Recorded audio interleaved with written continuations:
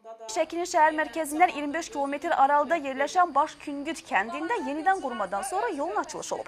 İkinci Azərbaycan kənd investisiya layihəsi çərçivəsində təmir olunan yol 2000-ə yaxın sakinin işini xeyli asanlaşdırıb. Layihə çərçivəsində eni 5 uzunluğu 740 metr olan kəndarası yol tamamilə yenidən qurulub. Kəndin relyefini və selin vaxtaşırı yolu sıradan çıxardığını nəzərə alaraq unikal layihə icra olunub. Kənd yoluna əvvəlcə çay daşları döşənib, sonra üzəri qumla örtülüb.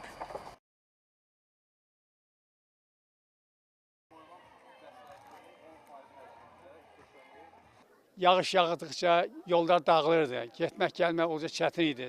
Nəqliyyatın hərəkətində böyük problemlər yanırdı. Kəndimizə fəş yol çəkildi. Məsafə 9000 kvadratmetri əhatə eləyir. Hal-hazırda işin davam etdirilir, işinardı. Sağlığı olarsa başqa işlərimizdə görüləcəkdir. Kənd sakinlərinin gedişi, gəlişi olduqca asanlaşıb.